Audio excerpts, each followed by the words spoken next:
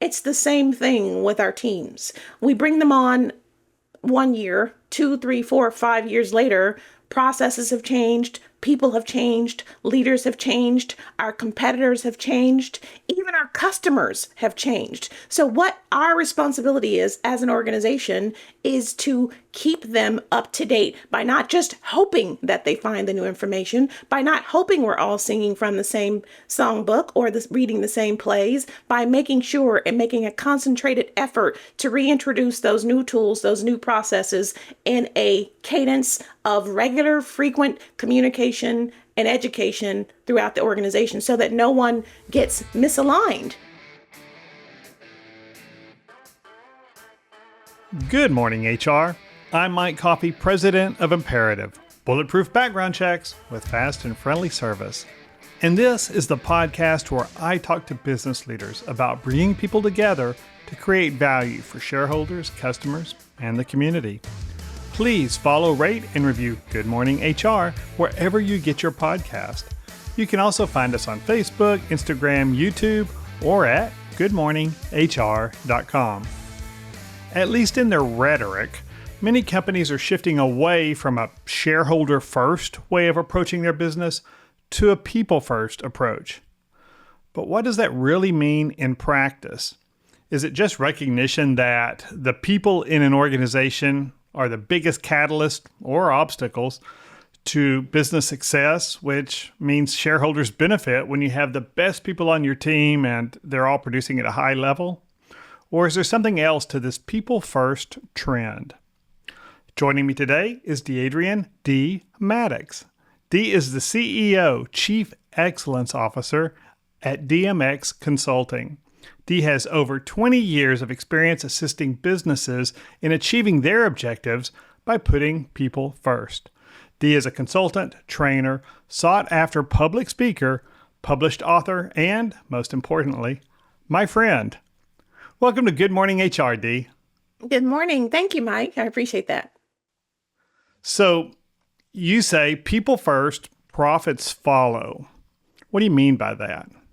I mean that we need to remember, just as humans, that people are the most critical asset in every organization. It outweighs every other resource that you have. And as far as business goes, the people are the business. So if you're in business and the people are your most important asset, if you put them first, then the profits will definitely follow. And, and companies have said for decades, our most important asset are our people. Mm-hmm. But often, sometimes our we see people practices that don't really reflect that. And it seems like, maybe unicorns and rainbows less than, how we're really going to do business here. So what does it mean when you say put people first? What does that really look like inside the organization? Well, it's what you just said. The practices don't align with putting the people first. So we always talk about planning and prioritization. So it's like when you're in a relationship, I know that you're married, I'm married. When you prioritize the thing that's most important with you, you spend more time and investment in making that grow. And it's the same thing with our human capital assets, the people. We have to invest more into the people in order to make them more productive, which is going to make the organization more productive, which is going to create more profit. So if we start by just putting the people first by doing what? Well, let's talk about relationships. It's the thing that plagues us all. We can't get along without them. Why don't we listen? We need to listen to their concerns. They're the ones that's doing the work.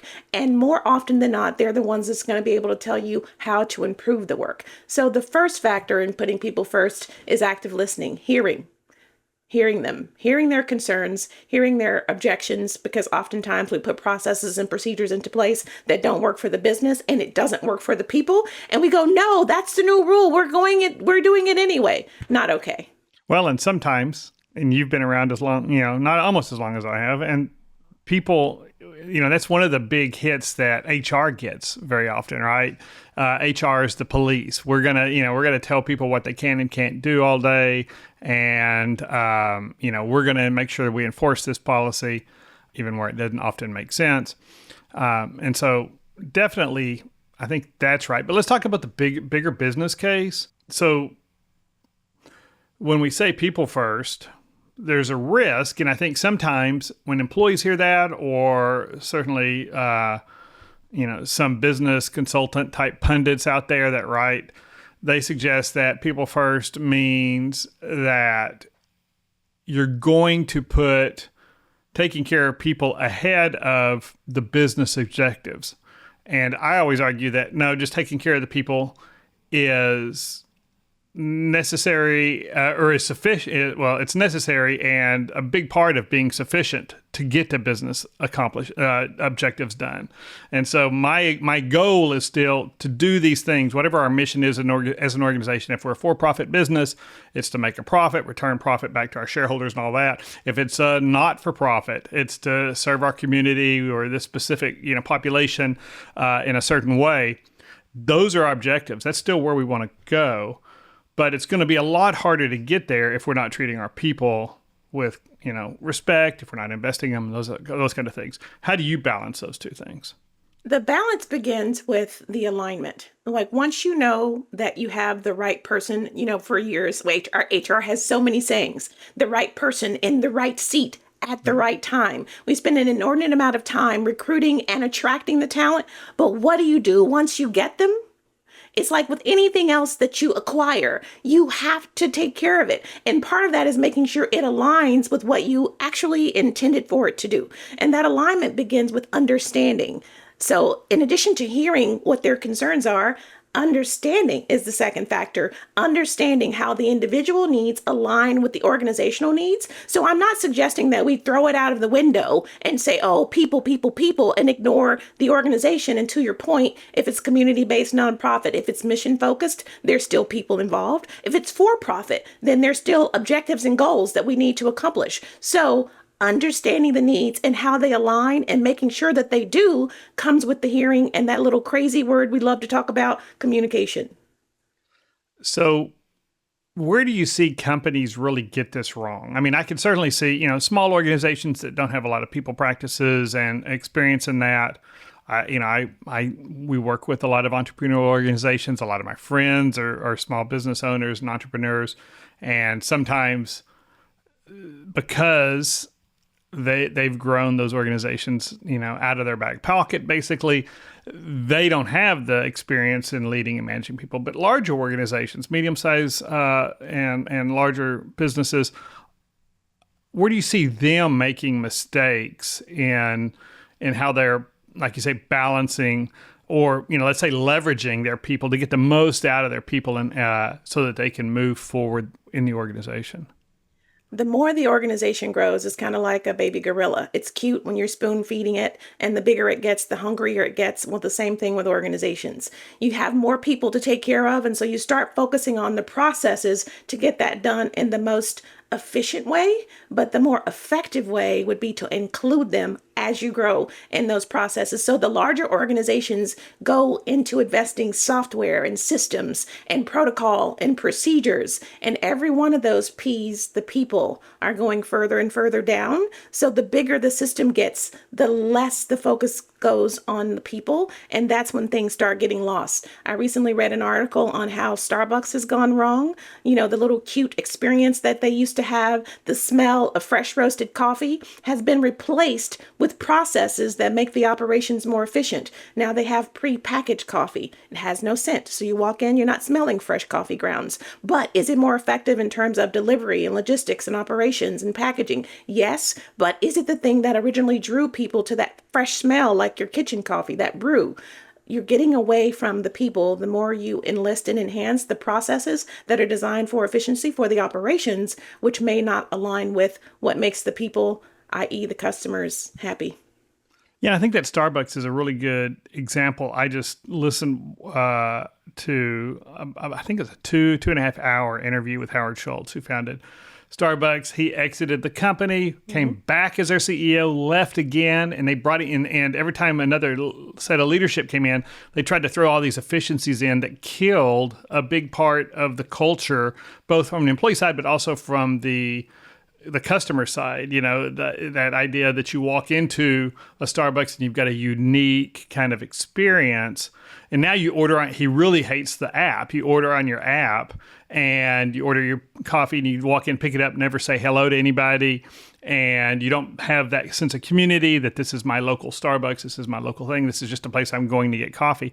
And, he basically says we've kind of screwed ourselves because we've rolled this app out. We can't take it away from our customers now. Mm-hmm. But the way we've rolled it out and the way we've implemented it kills a lot of that connection. And they're really, they're struggling even out here, post-COVID, because their leadership is focused a little bit differently, at least according to Schultz, on things that, really didn't build that customer culture. And so, and I know in organizations, we get the same thing, everybody's talking about AI, right? It's, the day this episode drops, July 11th, I'm doing a podcast or a webinar in the afternoon about AI and HR, and I talk to a lot of HR folks who say, hey, my VP just told me we have to implement AI someplace. They want to see AI, just for the sake of it. And my answer is always, well, let's go look at what problems do we need to solve? And maybe there's an AI solution for that. Maybe it's a people solution. Maybe it's something else. But I think we have this tendency to think, okay, we can just throw processes, we can throw technology at a problem. And especially, I think in HR, you don't get the connection, you don't get the empathy, you don't build that culture around people. Right. I agree. And when you talk about putting AI in place and incorporating technology in the face of people, is not something we haven't done before. We have. So I'm a lady of a certain age. My career goes back to the 90s. I was on a Y2K HRIS implementation team. And we start incorporating all new technology innovation as a tool. So AI is not going to be any different. So we don't need to run screaming, the sky is falling. What's going to happen to the humans? We are the humans and we're going to be here. And AI is going to simply become another tool that we use prayerfully, wisely, and responsibly to improve the organization. It's not going to be some scary monster that we're going to have to manage or control or hide from. We should do what we do, educate ourselves, and then learn how to execute it, and then document how that impacts our business. And that's going to be how we're going to incorporate the people with the technology and keep organizations rolling along. We don't have to be afraid of AI. So if we get this wrong, whether it's, technology or just process, and striving to have what we think is the most efficient process, if we get that wrong and we push that people, that P of people down below, too far down that list, what's the consequence? The consequence is we're going to be fighting an ongoing talent management battle. When you don't take care of the people, it's a relationship. And what do people do when they're in an unhappy relationship? They leave. Or worse, they stay. And then what they do is they make all of the new people that you're able to attract miserable because of the experience that they've had. They're more than too happy to share that. So you're going to damage your talent management situation. You're not going to be able to attract the talent you need to stay competitive. And you're going to impact the culture by keeping those unhappy folks around who want to tell everyone what was done to them. Yeah, they always find a way to do that. It's I call them vampires. They're office vampires. They're sucking the life out of your organization all day long, just a little drip at a time. And they may be even be able to do the job well. Uh-huh. That's the thing, is sometimes they're maybe the best person at doing that job in that work group, but they're killing everybody else's ability to even, to do it, or their motivation to do it. So if we get that wrong, then you've got the wrong people in there. They're helping disincentivize other employees, making the organization less efficient. Or if people don't, on the flip side, even if they do leave, you're losing really good performers who, eagles don't fly with turkeys, right? And so if somebody doesn't feel like they're being respected or, being heard, Or, we've all heard it from our friends who work in corporate America about just the dumb things that they're doing for whatever reasons, as far as processes go that are negative for the customers or whatever. And people just they don't want to be part of that, right? And so they leave, and you lose that skill set, you lose that investment in those employees. And then, in what's still a pretty tight labor market, you're trying to replace them, find somebody with commensurate skills so you can get up to speed at a pretty quick pace, and that's expensive.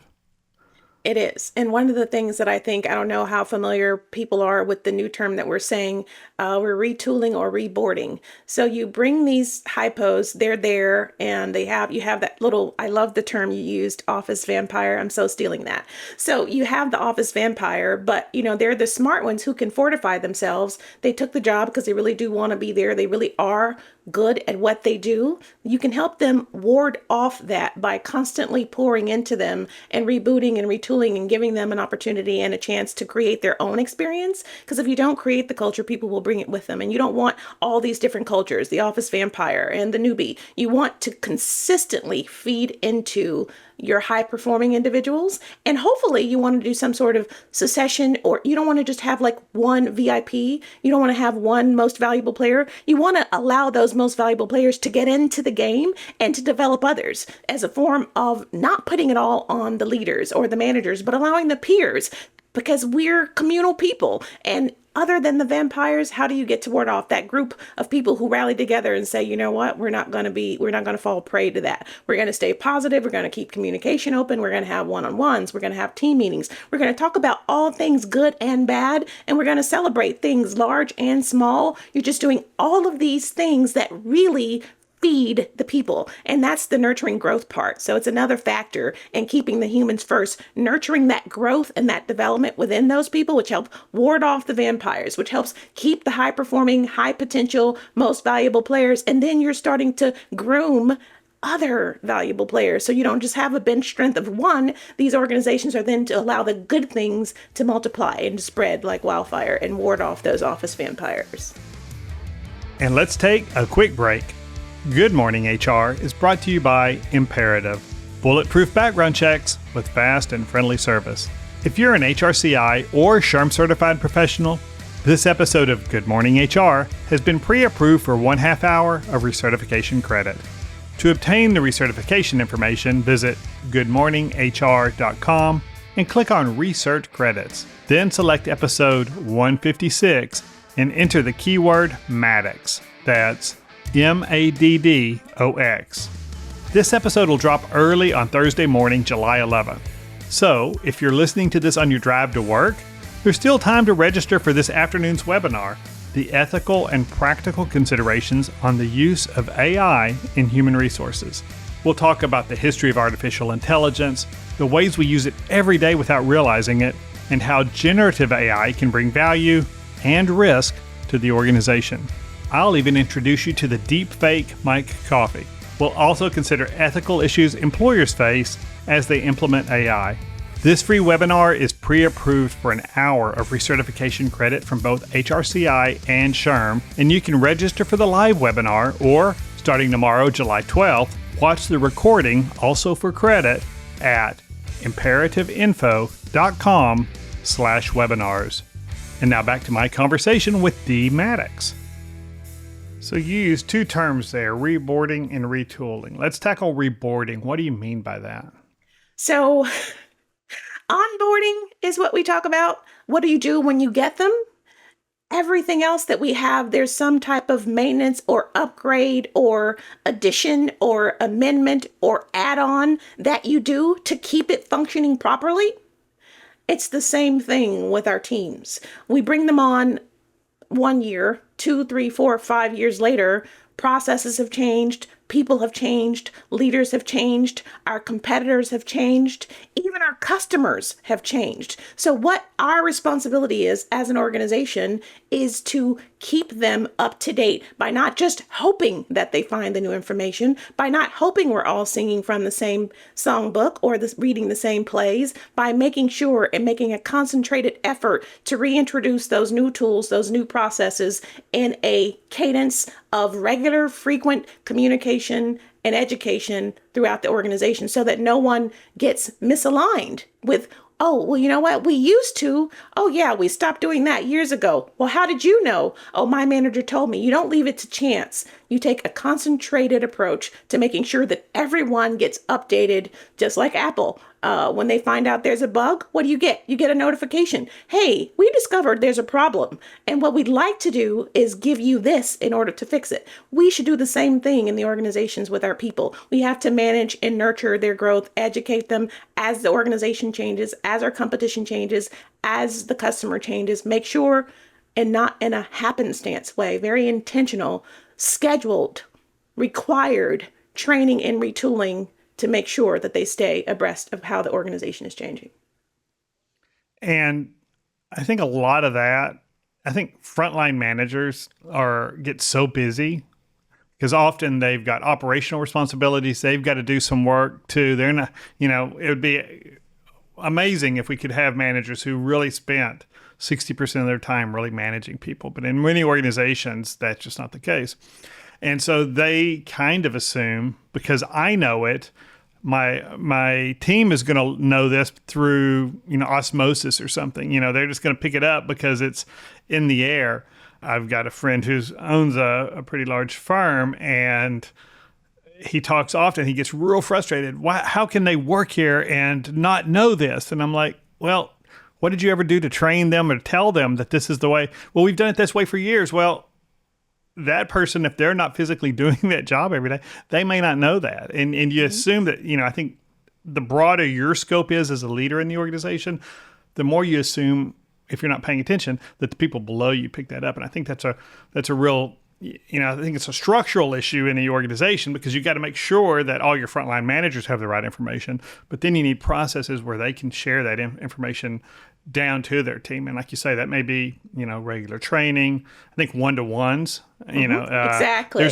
There's kind of a push, especially in tech companies lately. I've been reading articles against, leaders having one-to-ones with team members because it's not efficient and they need to be working and blah, blah, blah. And I think, we can waste a lot of time in bad one-to-ones, that aren't well planned and are just, we're just sitting through 30 minutes of BS conversation. When they could be listening to my podcast, or it could be, but I think if you have a plan and these are the things we're going to accomplish in every one-to-one, that becomes a lot more valuable time and people feel caught up with what's going on in the organization. Exactly. So that's reboarding. And I think that's really an interesting way to put it. Now, what about retooling? Retooling is a spinoff of the reboarding, because once you recognize the processes and the procedures have changed, that our competitors have changed, and that our customers' needs, like to your point about taking away the app, the convenience of being able to pre-order and save those minutes, that's important to the customer who's in a hurry, who's not interested in the experience. But the retooling means that we're giving them the equipment that they need to be successful. So if we didn't have a particular item in stock for everyone to use, there may have been one or two, and now we realize that everyone needs one. You remember before PCs were everywhere, desktop, you may have had one computer where people take turns. Well, now we know that that's the equipment that everyone needs. And the same thing, once you have the new processes and procedures, whether it's a new manual, whether it's a new license, whether it's a new training, whatever they need to be successful that's going to keep them with the changes in the operations, you have to make sure they've had it. I've done some manufacturing work, whether it's a belt to protect their back, whether it's a special type of shoe, whether it's a backpack versus a tote, if you're carrying supplies and materials, whatever the new process is, making sure that everyone has access to the tools and the equipment in order to do the job. Oh, well, no, I brought my own. No, that's not okay. Even headphones. I was in an environment where noise, and people were like, well, I'm getting distracted by the noise. It became commonplace to distribute the headphones to drown out the noise versus people bringing in their own of different types and different strengths and different sizes, safety-wise, but just providing them what they needed to do that. So the retooling is in keeping with the reboarding. Once you realize something else is required, then you make sure that everyone has access or can approach or be issued the necessary equipment for success, whatever that looks like. So let's back up. Before we create these new processes or we're implementing this new technology, if we're putting people first, what does that look like as we evaluate the changes we want to make? The people are going to be your test case. So if you're putting new processes into place to replace the old ones, and they're the ones responsible for execution, they're going to be your most reliable detailed data on how it's performing. So if you've added this process, this step, this tactic, and they say, oh, you know what, we're making more errors because of that. We're getting things wrong, or we're having customers leave because they don't like it, or we're having one-time business instead of repeat business. The front line is going to be the ones that are going to be able to tell you what that looks like in execution, so that they're the ones responsible for it. That's going to allow you to document that performance so that you can make the necessary adjustments. So adapting to the change, you're going to need the people to tell you how that plays. So that's where putting them first, and because they're on the front line, because they're the ones interacting with each other as an internal team, and oftentimes and outwardly facing, they're the ones that have the immediate access to your external customers. And, I think that works if you've got an organization with a high level of trust, a high level of accountability downward. So like management is willing to be held accountable by employees. And so employees trust that they can speak their mind. They can say, I've got a concern about this, or this is negatively impacting our outputs this way, or whatever. And knowing that management will actually hear them, not just listen, but actually hear what they're saying and take it into account as they evaluate, or even better yet, before they implement something new and before they run out and buy. I was once part of in an organization that bought a new HRS system, spent, several $1 million on this new HRS system, and then with very little input from HR. And once they implemented it, they realized, oh, this is a 7-day-a-week, 24-hour-a-day environment, and this technology doesn't really support that. And, almost anybody in frontline HR could have told you just by going through the software pretty quickly that this isn't really designed for us. This isn't going to work. And so I think you've got to have that really high level of trust, because we've seen plenty of organizations, right, where everybody knows what the problem is, but nobody's willing to speak up and say it because they don't want to put their head on the chopping block. Yeah, we have. And it's crazy that you would mention that. So one of my claims to fame, I was the human capital team lead for Space Shuttle retirement. And before the 2 loss of life accidents in Challenger and Columbia, those engineering teams were not in a psychological safe space where they could communicate to the project managers, we see a problem. And so now, of course, across all environments where there's safety involved, you hear people saying, see something, say something. Everyone who's a part of the process is being equipped and empowered to use their voice to ring the bell when there's a problem, to sound the alarm. But that's not always the case, because we know the number one dysfunction of all high-performing teams is the absence of trust. I don't trust you. If I tell you that you're wrong, the people versus the organization, then it might impact my bonus. It might impact my assignment. It might impact my schedule. Whatever the fear is in that organization can prevent the productivity. And again, that goes to the people. So when you're adapting to the change and you're nurturing the growth of the people and you're building that trust in that environment can become a motivating factor to be a part of something where you know that your opinion is valued and you're motivated to make sure that the product or the process or the group that you're a part of is going to be performing at its highest level, because you understand your contribution and you recognize that it's valued by the higher ups. Well, you mentioned, the NASA stuff, but if you look at like what Boeing's gone through, the stuff I've read about Boeing and some of their changes in focus over the last several years, and how, engineers were scared to speak up and say things when they saw obvious problems with the technology. And so that's people's lives. That's just like the shuttle, right? Those are the same things. And it's less maybe impactful in, a small manufacturing facility or an accounting firm or whatever.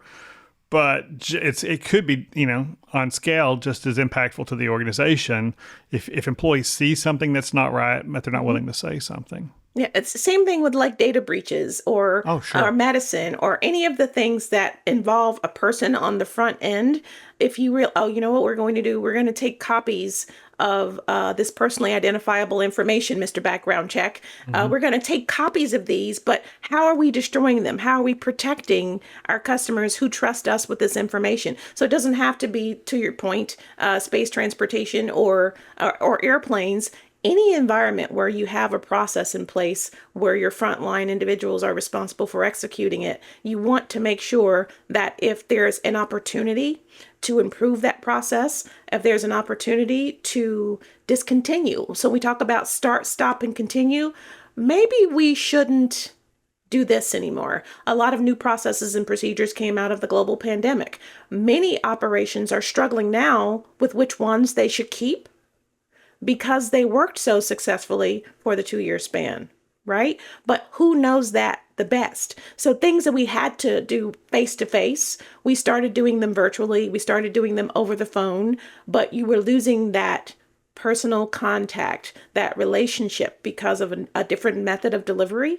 So in that case, whether it's small manufacturing like with Boeing, the focus on processes, efficiency, and in project management, of course, there had to be some critical timeline, or we often Freakonomics incentivize the wrong thing. Hmm. Maybe there was a reward for finishing early. And if you're doing widgets in production, which I've been a part of in mail processing, how fast can you get it out? And the faster you get it out or the faster you complete, then that's going to be the reward versus quality, versus making sure the efficiencies are there that are going to provide the safety and the outcomes. Because when you focus on the wrong thing, you get the wrong outcome. And you reward the wrong thing, you get the wrong result. So, Yeah, it's Economics 101. Incentives matter, right? yes, very much. Well, thank you for joining me. That's all the time we have, but I really appreciate you joining me, Dee. So soon? Yeah, so quick. We'll have to do another one. We were just getting good. Yeah. Well, I promise we'll get you back. And in the meantime, hopefully you and I get together for coffee or an adult beverage soon. Yes. And thank you all for listening. You can comment on this episode or search our previous episodes at goodmorninghr.com or on Facebook, Instagram, or YouTube. And don't forget to follow us wherever you get your podcasts. Rob Upchurch is our technical producer, and you can reach him at robmakespods.com. And thank you to Imperative's marketing coordinator, Marianne Hernandez, who keeps the trains running on time. And I'm Mike Coffey. As always, don't hesitate to reach out if I can be of service to you personally or professionally. I'll see you next week, and until then, be well, do good, and keep your chin up